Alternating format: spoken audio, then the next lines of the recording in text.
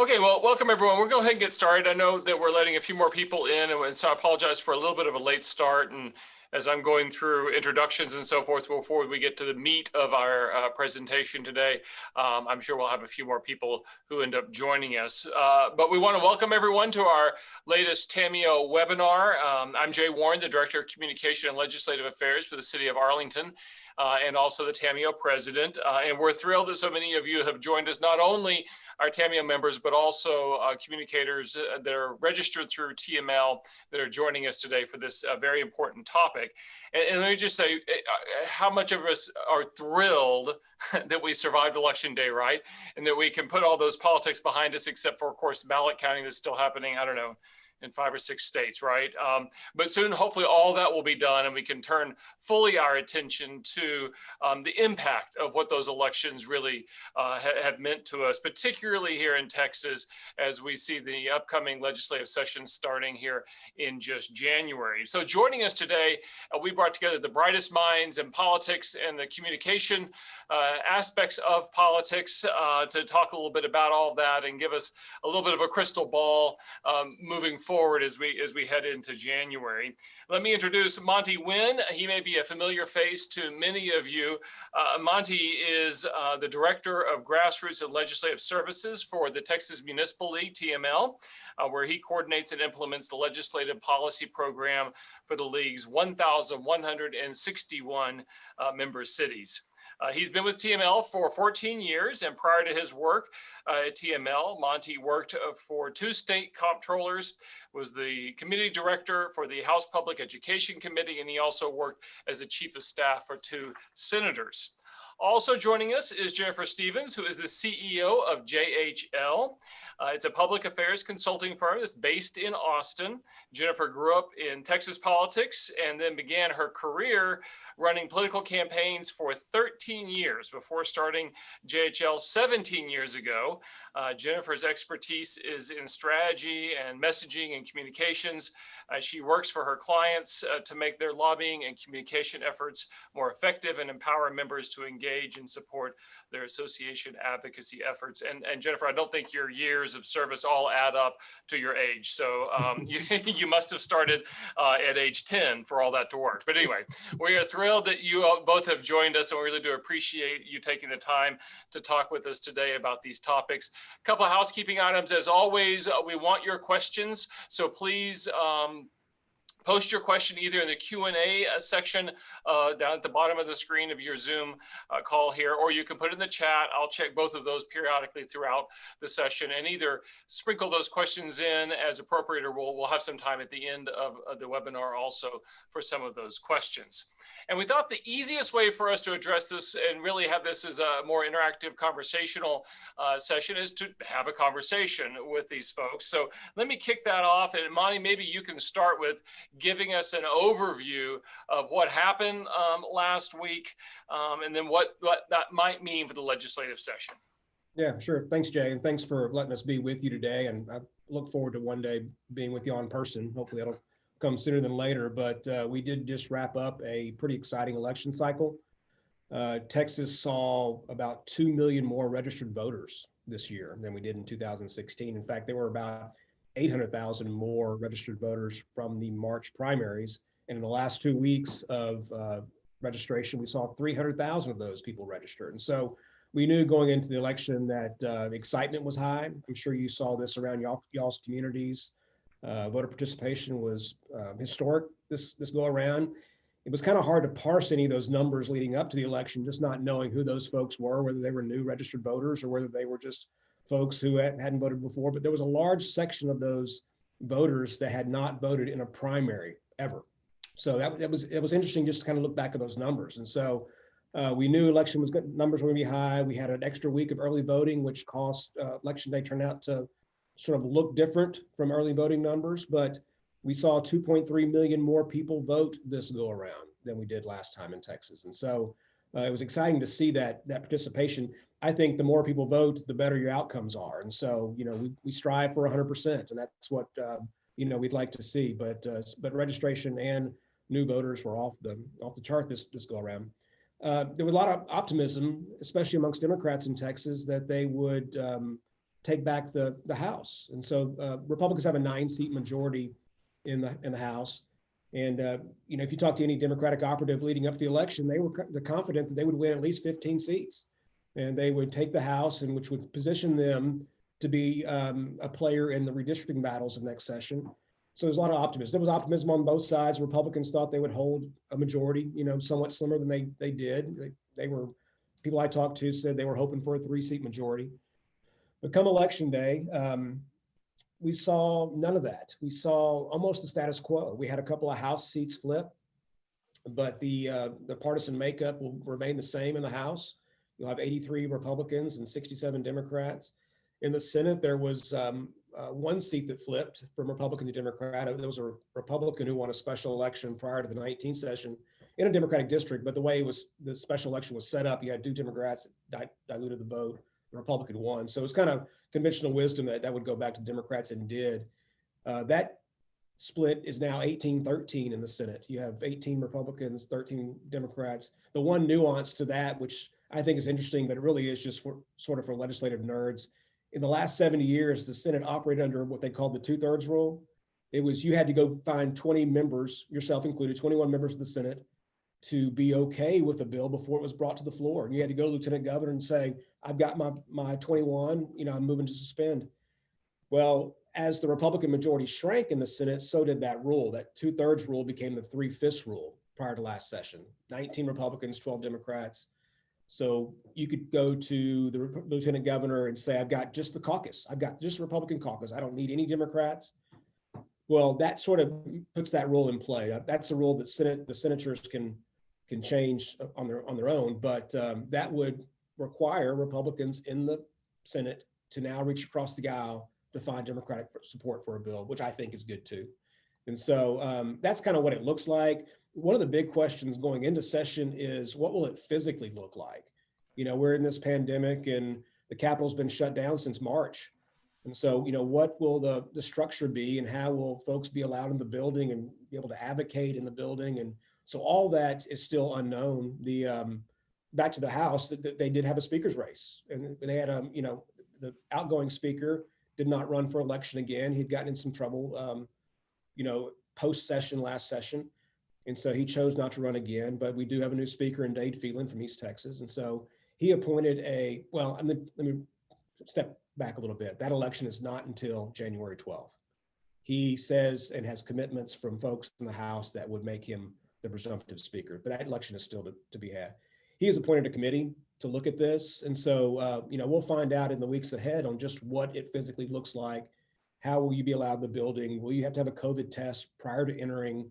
Will bill hearings be done the same way, or be in the big auditoriums and all that? So that's just some of the unknowns that we have going into session, but the legislature will look almost identical as it did last session.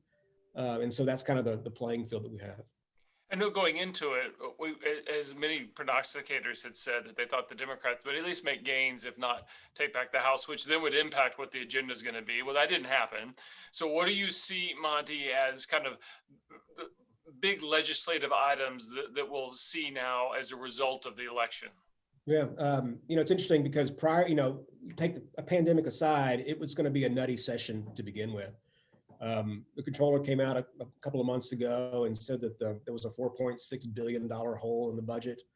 And so there'll need to be measures that kind of to shore up that. And so that's going to take a lot of oxygen, out of the room. It always does. Budget's always the biggest issue. It's the one issue that you have to pass. Nothing else besides budget and what they call sunset bills you have to pass. Everything else is just sort of window dressing. But the budget is the one document that they have to come out of session with. And so we'll see a lot of budget talk. We'll have a new budget chairman, in the House. And so there'll be some learning curves there, but also, you have the budget, and then also it's a redistricting session. And that really just throws all sorts of new wrinkles into negotiations. And, when you're drawing your maps, you're thinking, I need to win the next election. So, okay, I'll trade this for that, or I'll trade this for my district, or just whatever. But it kind of adds a whole new wrinkle to what, how members act. I think another big issue is going to be disaster authority. I think you saw the governor get into some trouble with his own party this go around based on his actions. And sort of eliminating the legislative body out of those discussions. And there's been bills filed already first day that sort of took some of that control out of his hands. By Republican members have filed these bills to take that control out of the governor's hands, to put it into more deliberative body, whether it be a board of state leadership or, having to call a special session to bring the legislature back in to discuss those issues. So I think disaster authority and COVID response will eat up a lot of time. You're hearing a lot, and it's one of the big issues for cities too, about broadband deployment. We're all working from home. Our kids are schooling from home. We're going to the doctors online. And it's a huge economic development tool. And so I think you'll see measures that look to extend broadband to rural areas and also underserved urban areas. And so those will be interesting conversations. There's a reason that rural areas and underserved urban areas don't have the necessary tools and infrastructure for Wi-Fi, largely because it's not profitable for companies to move out that direction. And so you'll see a lot of movement and talk about broadband and how that plays out. One of the things that we were going to, that is going to be big, and I think less so now with the Republican-controlled House, is police reform and criminal justice reform. I think possibly given a Democratic majority in the House, that would look different than it will under a Republican House and Republican Senate. The state of California couldn't pass a police reform bill with their legislature, so I'm under no illusion that Texas will do anything different. I think we'll see some police reform measures. Hiring rogue cops and databases for cops that are, that are problems. And so I think you'll see some of that. But those are really the big state issues, I think, that will dominate the conversation. I think California has like a super majority for the Democrats. So if they can't get it through, then you can see how that's going to be an issue Right. elsewhere. I'm wondering, and for those of you who don't know, TML and Monty's group in particular, they really kind of are our eyes and ears for the more than 1,100 Texas cities in Austin for us, particularly during the legislative session, to monitor these issues and to help guide us. But you also kind of set a policy agenda or at least direction. How do you guys go about doing that and lead up to the legislative session? Yeah, it's usually about a 1.5 year process. At October, after every session, we at our business meeting annual conference, cities bring resolutions to us to consider, and that committee adopts usually the first step of the next session's program. And so that occurred October a year ago. And then moving into the year before session, our president appoints a committee to look at these issues, and we hold a municipal policy summit where hundreds of city officials from across the state come together and we talk about big issues. We present them with issues, and then they bring issues to us. And so it's a really great opportunity for city officials to come together to talk about big policy. So we did that in August. We've got a sort of a playbook, and then again in October, cities bring resolutions to us, and we are one step away now from officially adopting our program, which will be done at our board meeting in December. And so we're at the conclusion of that process. So, you're dealing with small cities, and we deal with this in Tamio as well, where we've got small cities with one person shops, and we've got big cities, and you're kind of working with all those together. What do you think? That's a hard balancing act, obviously. So what local issues do you think you'll see rise to the top during this session? Yeah. It's interesting. So our priorities have always been to defeat bad bills. There's just so much bad out there that sometimes we sacrifice the good because we just have to focus on the bad. And that won't change this session. We will have bills filed that we'll have to oppose that take away your authority around development, land use issues, around your tax rate setting process, around your ability to issue debt and things like that. And so we'll see those bills, and we'll spend a lot of energy and a lot of political capital on trying to defeat those bad bills. Some of the things that we're looking to pass this year, it's interesting, broadband was one of those issues that was interesting for city officials to bring to us, and take an interest in. So that'll be, on the list. But, a lot of our support categories are really specific issues. I mean, it's like the ability to advertise or to post legal notices online as opposed to newspaper. People aren't reading newspapers anymore, and it's a big taxpayer expense. And so if we could automate that some way, it'd save taxpayers money, and it would be a database where folks could search a little easier. So things like that, things like removing the sunset date for street maintenance sales tax elections. not having to hold that election. Those elections usually pass pretty easily. And if not eliminating that, then using some of that revenue to actually help, to pay for the cost of the election. And so things like that. The building materials bill was one of the bills last session. We'll see plenty of amendments to that bill to hopefully make it better. Lots of exceptions, hopefully, to add to.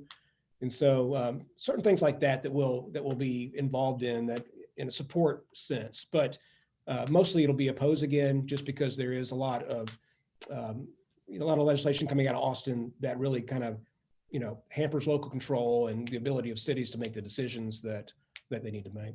Yeah, and no doubt there'll be new issues that come up as well as we go through this session and the thousands of bills that are filed and the few that get passed, and those building material bills, things of that nature. Last session kind of caught us all off guard, I think, a little bit, and have had a major impact on a lot of cities. So Jennifer, if we could flip the conversation over to you then. As we deal with a lot of even these local issues, whether it's a bag ban or whatever else it is that kind of grab the headlines, how would you recommend that cities better communicate with their leaders during the session? Well, I think first of all, the most important thing is to make sure you are. While she's figuring that out, Taylor, can you want to jump in there? Can you repeat that question one more time? Yeah, so how do our cities better communicate these issues, or how should we communicate these local issues as they crop up with our leaders, with our elected delegations? Yeah, and I think that goes back to kind of what Jennifer was saying, is you have to stay in constant contact with those folks, starting that conversation now, getting in and actually meeting with those people right now versus when the legislative session starts. So that would be my first piece of advice, is start early. And where do you guys think those battles get won? When we see these bad bills coming at us and we're kind of trying to communicate, either is it communicating with our constituents that helps us kind of kill some of those? Is it more direct, targeted communication toward our legislative delegations, and understanding that one size fits all doesn't work with this any more than it does with legislation sometimes it's passed outside of Austin, that every city's gonna be a little different. But Jennifer, does your sound better? There you go. All right. There we go. Yes. So Jennifer, how are those kind of battles, communication battles, won? What area is that? Is that more with our constituents or our leaders? A combination of both? What would you say? All of the above. All of the above. And what's important to remember, so, as we were saying, it's important for each of you to have a relationship with your local elected officials, and just keep an open dialogue. You don't have to agree all the time. That's okay. But as long as they can understand where you're coming from and how these things affect you guys locally, that's very, very important. And then the second thing to remember is that you've got a lot of friends within your community who rely on the work that you're doing, right? So for example, a chamber of commerce. So make sure you're staying in good, close touch with those types of friends, your CVB, your chambers of commerce, your business leaders. They understand that day in and day out, their lives really revolve around the decisions that are made at a local level. So if you can get those folks engaged and empowered to understand what's going on, they don't need to be into the weeds of every little minutia of every little issue, but they do need to understand at the end of the day, hey, I'm relying on, Jay to direct what I need here locally for my business. And Jay needs me sometimes to step up and say, hey, we need to make sure we preserve local control. I also want to just mention that, when you were talking earlier with Monty about the legislation that's already been filed as it relates to, the decision-making authority, the executive authority of the governor, I think what's interesting about that is, first of all, that it is, coming from his own party, some of those concerns. But the second thing that's interesting about that is that's the exact same message that we are working on, right? But the message is, let's not make decisions in a vacuum. Let's be careful about making decisions that are one size fits all in a state that is not one size fits all, in a state that's incredibly diverse and has a number of different, nuances to every issue that we're considering. So, that's an opportunity, I think, for each of us as local communities and for TML as your association to really be able to, maybe cut in on a message and with an audience that might not have been as interested in listening, sort of pre-COVID. Yeah. I think we have seen success sometimes with motivating our constituents to help move things, but also more often than not, at least my experience kind of in wearing dual hats as either a legislative affairs director, but a communications director as well, is how do we work behind the scenes to get relative information to our members that can help guide then hopefully a better outcome when the bill is passed, right? Yeah, definitely. And so, many things that we've been working on, and, it's, as you guys all know, because you live this every day, you've got communication responsibilities within your own communities. You've got communication responsibilities to your elected leadership. You've got all these different stakeholders. And then, you layer on top of that a legislative session. So how do you do that? Well, what we've been working with TML is trying to make it as easy for you. We want to help you help TML and help us and help each other. And so that's as simple as making sure you have clean one pagers that you can use that have core messaging available to you at your fingertips, making sure that you understand how to answer kind of at a high level those questions. And then when it gets into the nitty gritty, you get lost, you need more information, whatever, then it can turn and you can engage Monty and the TML team. But at a minimum, you need to have available, and we'll make sure you have available, here are the core messages we're driving as it relates to these main issues, and here's how we're positioning those things. And just consistency is critically important, because as you guys know, you have things coming at you all day every day. We've spent a significant amount of time working on the Our Homes, Our Decisions campaign, which we'll talk about in a minute. But you've got all these things coming at you every day at a local level. Well, legislative leadership is really no different. So they're paid $7,200 a year. They get down here, they're here for 6 months every 2 years, and they have there's already been what, Monty, 600 or 700 bills I think filed at this point. Right. And we just got started. So they're going to have a million things flying at them. So from a legislator perspective, and remember that turnover, you've got young staff, they turn over frequent, you just have to help them remember those issues that are most important to you too. So the key is consistency, those resources being available to you guys, and we'll make sure that happens. That's great. That relationship between your city and your city's elected leaders and the delegation from your city for both the state Senate and the House are critical. And Monty, how would you describe those relationships? Well, they used to be much better than they have been in recent history. They used to be local control was sort of a conservative mantra that the government closest to the people was best able to serve the people. That's taken a turn over the last 10 years, especially ramped up past the 2017 session when we went into special session and the leadership had their 20 for 20 or whatever they called it, but it was 20 issues where I think 13 of them really hampered the way that cities do business and operate. And so it's been strained over the years. Lieutenant Governor came in I guess early 2000s, but he came in on a property tax crusade. And so, he ascended to Lieutenant Governor's office. And so a lot of the animosity comes from that office on the east side of the Capitol. But, I think things can be repaired. I think I'm always an eternal optimist, even after 14 or 15 sessions or whatever I've been doing this for, that things can turn around. And I think it's just, and I think the COVID response and the pandemic over the last 8 months has really proven that city officials are the ones on the ground that are taking care of business. And so, I think there'll still be, it's an easy political fight. I think it's become a national campaign to point the finger at big bad cities. It's sort of this faceless, nameless entity that you can kind of point to and say, you're doing it wrong. We're not, y'all are. And so I think it's going to continue the way it continues. But I'm optimistic that we can turn this around. Well, I think one way we can do that is through communication and better communication. And Jennifer, I know you mentioned it actually, and many of us saw your campaign that you created 2 years ago, as we looked at kind of taking what I always thought was not a great selling point, which is local control, and how do we soften that, and how do we let the communicators make that into a term that is more easily understood and sounds better, right? And more marketable. And you're working on that again for this session. Do you want to go through kind of your presentation on and how Sure. how we as cities could then kind of tap into that to better communicate? Yeah, I'm happy to go through that. So let me share my screen. Make sure, can you guys see that okay? Yes. Okay, perfect. So let me see. I can go, I think, to make it a full screen if I can remember how. Here we go.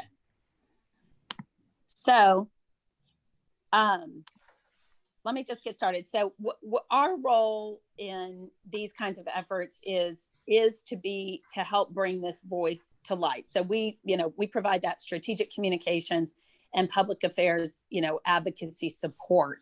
And that's what we've been brought in to do, with TML. So, really where we have to start is we need to change the narrative. And I don't mean by that abandon your position. In fact, not at all. But what I mean by that is, really find bite-sized ways where we can help our friends who have been with us and want to be with us.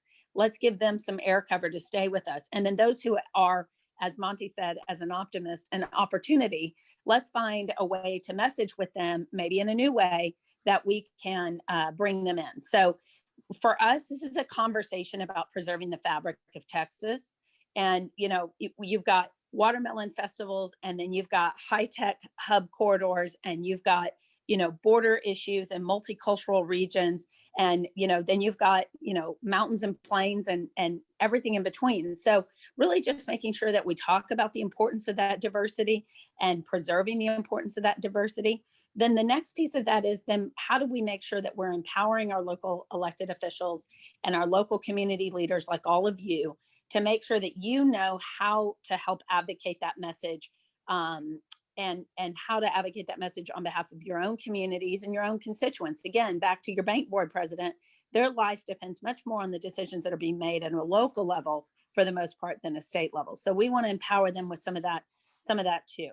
And then what's very important and becoming ever more important every day, as I think probably all of us know, is a digital media strategy. So, I used to say, a few sessions ago, people would say to me, do you think it matters if we're on social media? Which was like crazy to me. And I would say, well, how long can you go without looking at your cell phone during the day?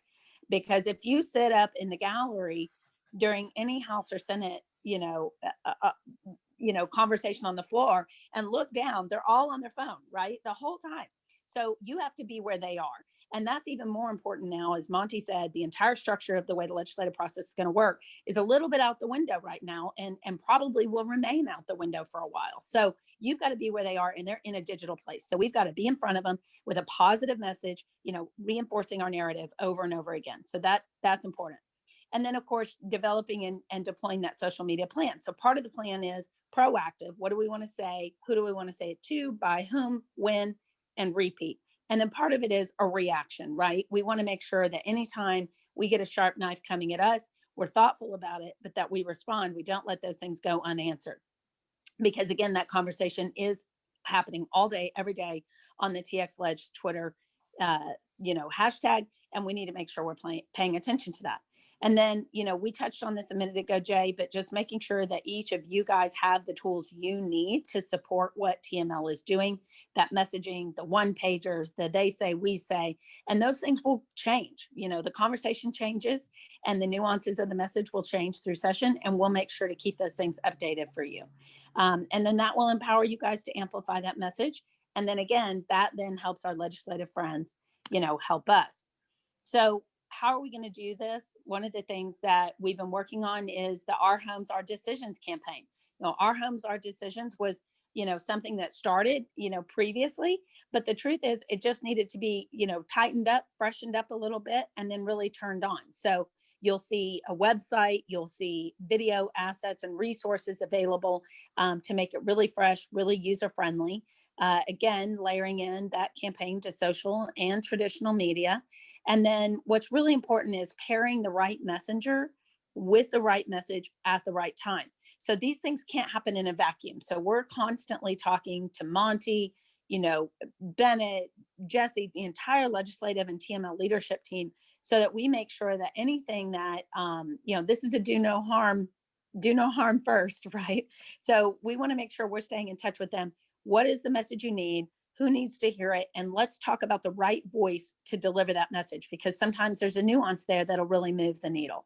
So making sure that those things are ready so that we can engage that right voice at that right time, and move the needle with our legislative leaders. And then, what are some tools available to us? So, for example, there's a Salsa platform. It's a technology platform that, we can, at the push of a button, Monty says, I need, uh, Jay or this group of people or these big city mayors or whomever it is, right? I need those people pushing this message to this group.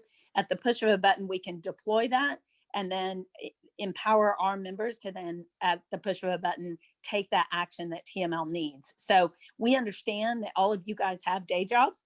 You're busy. You've got a lot going on outside of coming in and reinforcing those messages with TML. So we want to help you help us and make it as easy, quick, and seamless as possible.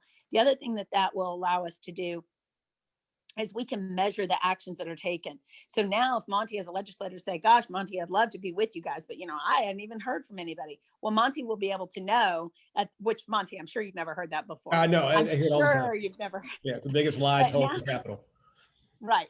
But now we'll be able to know, again, just at the push of a button, Monty will be able to say, well, actually, sir, I see that you heard from, 7 different folks within your district in the last couple of days. I see you got an email, these kinds of things. So we'll be able to track and, maybe refresh some fuzzy memories along the way, which can be a helpful part of the process as well. So, what's the message? It's really one size does not fit all. Texas is diverse, and that's what makes us great. And that's what makes us special. Local decisions need to remain at the local level. And I agree with Monty. I think, if there's a bright lining in COVID, I think the bright lining is this. I think people in their heart have been paying attention to what's happening in their local communities and handling this response. And I think that that's something I don't want to say capitalize on, because it's been a horrible situation for everyone. But I think if there's a bright lining, the bright lining is that, and we can make sure to emphasize that. And then that turns into, of course, that community advocacy. And then we want to make sure that, we don't want communities to be censored. And, what I think of when I take off my political hat and I put on I'm a business owner and I'm a mom and I'm a, community volunteer hat, I want my community to be empowered to make decisions that impact my kids and my life directly. And we need to make sure that those voices are not being muffled in any way. So I think that's an important piece of the message as well. Something that we've talked about a lot at TML is if you look at realtors, bankers, any professional organization, they have community advocates on their payroll to help them advocate. And that's not because they don't know what they're doing. And it's not because they don't know how to run their business, just like our community leaders know how to run cities and communities and understand their business. But they bring in those experts to help them amplify what they're trying to achieve for their constituents. It is no different for TML. So it is no different for our city and community. So we want to make sure that is, it's easy to throw out sound bites, but at the end of the day, when it's time to make a vote, we want to be sure people understand that our communities, frankly, have a responsibility to represent their constituents in the same way. So the main things that we would ask you guys to do is, first of all, junk in, junk out. So if you're reading these things, you're seeing these one-pagers, you have questions about why we're saying something a certain way, or you'd like us to have a discussion about it, just say that. So, we're not going to know what we don't know. So please, reach out to Monty or reach out to us and say, hey, I've got a question, or I'm concerned about this, or in my community, this is how this is being received. That's great information. So, don't be afraid to speak up, because many hands will make light work. And then, show up. Again, and I would say this session more than ever before, those personal relationships with your local, state reps and state senators is so important. It's always important, but it's even more important now. And don't be afraid to thank them. It's okay to disagree and find, if you only agree 2% of the time, then thank them on the 2% and see the other 98 as an opportunity to keep working together. That positive interaction and engagement is very, very important. It's also very important to not forget to build relationships with the key staff of the various members. So, maybe there's a senator or a state rep that's chair of a relevant committee. There will be a few, right? They may not be from your community, but don't be afraid to reach out and begin to build that relationship as well. They do rely, as a former staffer, Monty's a former staffer, I'm a former staffer, I was a legislative director. You know, I relied on hearing from local people to tell me how things impacted them. So don't be afraid to make sure to make those relationships and then report back. So if Monty doesn't hear from you and we don't know about the conversations that have happened, it's very difficult for us to then be able to help you follow up. So don't be afraid to fire off a quick email, let us know what's going on, jump on a call, whatever's easiest, you know, so that we can make sure we're keeping that message really tight. We encourage you to use the tools that we provide. Let us know what you need if it's not there. And then, of course, think about identifying those local business leaders and other leaders who can help carry messages. And again, this is not something, it's not like we're going to say, okay, Jay, it's time to call your bank guy and your whatever every day. But in a firefight, you know, which we may get into, we want to think about, okay, who's the right messenger? Oh, I remember Jay had that great bank guy. Let's go for it. So just be, you know, paying attention to that. And then my last rule is do no harm. You know, don't drink and tweet and do no harm, please. So, you know, as the session drags on, that's more difficult to do, Right, right? yeah. I know. Believe me, I know, but, you know, do no harm. So, you know, things will get tense. It will get frustrating. You know, please reach out. Let us be a part of that process and help. But at the end of the day, you know, I'd rather you maybe push pause than push send. So just think about that, please. You know, lastly, this is our contact information. I mean, Monty knows how to reach us, but, you know, anytime you can shoot us an email or, you know, whatever, and we're always around. So, and again, like I said, we're talking to Monty and the team, emailing daily, meeting weekly. So, you know, it's not like we're out of touch. So don't feel like I don't know where to go. You can always go to Monty, of course, but, you know, we're here too. So just want to make sure you guys know that as well. Jennifer, words to live by: push pause before you push send. No matter what we're doing, whether it's legislative or responding to a resident about trash pickup or whatever it may be, Or your push spouse. pause before send. That should be embroidered on a pillow at everyone's office, right? Those are just the really good words to live by. And I would want to echo a couple of things you said that I think have been very effective, at least for us, which is saying thank you. And saying thank you often. I think that's really important. And also, I think it's helpful. You may live in a city where you're kind of all aligned with your state legislators. You may live in a city where you're not, but it doesn't mean you can't find common ground. And working to find that common ground helps build those relationships. So I think those are really, really important things that you pointed out there. So you mentioned a lot of tools, Jennifer, video, talking points, all that. Where do we go when we get to that point to find all that stuff? Yeah, definitely. So, you know, as Monty said, we're waiting for the board meeting to make sure we have the final legislative agenda signed off on, but we have all the one pager and advocacy tools ready to go. So as soon as everything's, you know, finally approved, we'll have those tools. We'll have Our Homes, Our Decisions. We'll have its own website. We'll make sure to send that link to all of you. And then we'll have all the advocacy tools ready to go and available to you as well on the TML website. So everything should be available at, you know, a click of a button. And again, just let us know if there's something you need that you don't see, you know, that's no problem. And I would also add, I think this will be helpful to you. If not, correct me. But if you see something that you feel like you can make a suggestion on how to tweak this based on what's happening in your community with the experiences you're having, passing that along too, because we are going to have to be nimble in many different ways to be successful, right? Absolutely. And remember that, I mean, that only further drives our core message. One size does not fit all. Right. And these things will impact different communities in different ways. So we should absolutely be doing that. And Jay, can I mention one thing, Jay, too? Yeah. One of the things we also want to highlight this session is the good things that cities are doing around the state. And, you know, not just necessarily COVID related, but just the city government really is where things get done. You know, there's a lot of contention at the federal level and the state level, but at the city level is where things get done. And so we want to, in this campaign and rolling this out, we do want to begin to highlight too the great things that cities are doing. So if there's things in your community that you would like for us to put on Our Home, Our Decisions website to highlight, please send that to to me or Jennifer, and we'd love to incorporate that in this campaign. Monty, that's a great idea. And I have been watching all of our members, and all of them are doing incredible work. It's really been just impressive and inspiring to see. What kind of examples of that are you looking for, so we can make sure we get the right stuff to you?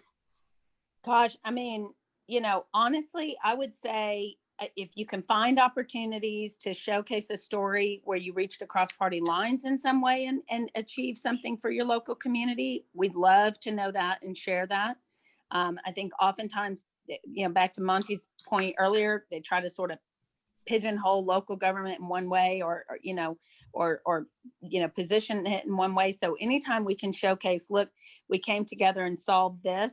I think anytime, obviously there's opportunities in challenging moments. So if there's a instance in a community where maybe there's been a large disaster of some sort, or a large troubling situation where maybe different levels of government work together, or government and community business community partner together to solve a problem, any of those little nuanced stories that you feel like might be the way, might be something interesting, just shoot them our way. Oftentimes those are the same things that you might be getting written about in your local newspaper or your community impact newspaper. You don't have to reinvent the wheel. Just shoot over the article to us and say, hey, this was something kind of cool that happened at a local level. You guys might want to take a peek, because I don't think there's any right or wrong, like only this subject or only this thing. That's great. And I don't know if either one of you are involved with the TML newsletter that goes out either daily or weekly. It kind of highlights things that have happened in cities. Is that a way for us to also send those things to get in kind of that daily digest so it gets a wider audience? Is that helpful? Absolutely. Okay. Very All much right. so. So Monty or Jennifer, who's the right person for us to send that to? We'll get that out to the membership, but. Yeah, you can send it to me. I mean, I'll be the point of contact and make sure that Jennifer sees it, but feel free to also send stuff to Jennifer if you feel more comfortable doing that. So either way. Yep. I want members to start putting the questions in, because we are nearing kind of that Q&A component of this. But I did want to ask one question, because we've got a diverse membership, just like you all deal with the diverse membership, big city to small city. Some may not deal with legislative issues as the communicator in their city that often, but they may get questions on Facebook or on particularly Facebook or maybe Nextdoor about a legislative issue.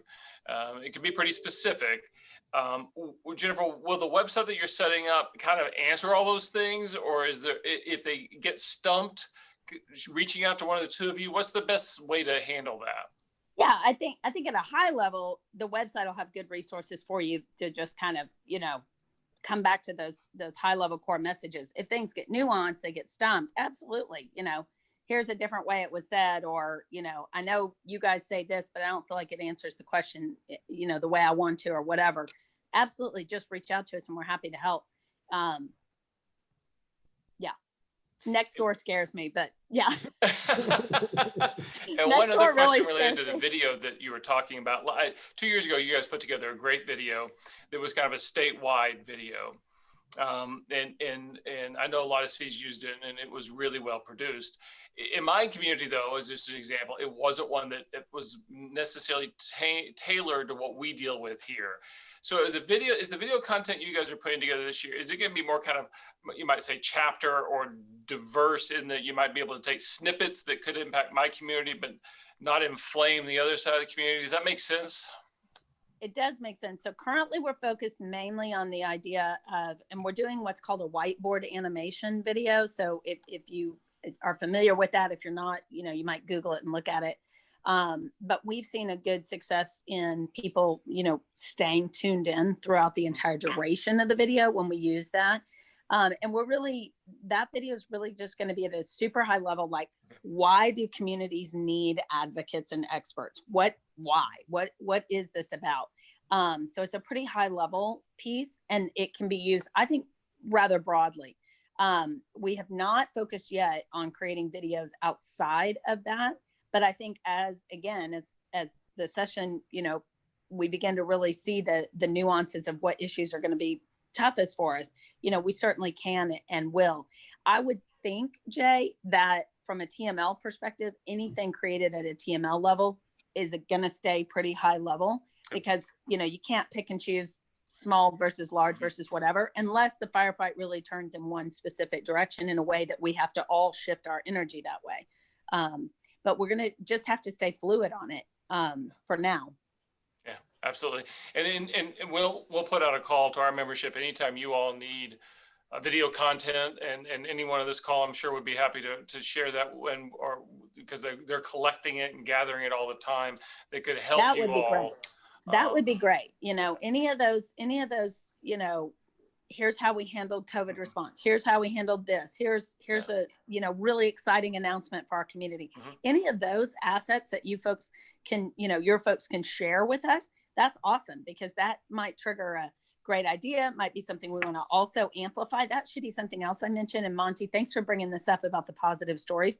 The other piece of that is we want to amplify your good news and that good things that are happening at this community level. So don't ever be afraid to share that kind of stuff with us, so that not only can we put it in the newsletter, but maybe we can share it on our social. Maybe we can share it with legislators. Like, here's an example. This isn't TML, but we want you to see what is happening in El Paso or Corpus or whatever. That's all very powerful stuff. So we'd love to see that. Good. Well, again, those who are on the call, please start putting your questions in the Q&A section or in the chat section, and I'll be happy to kind of throw those questions out to both Jennifer and Monty.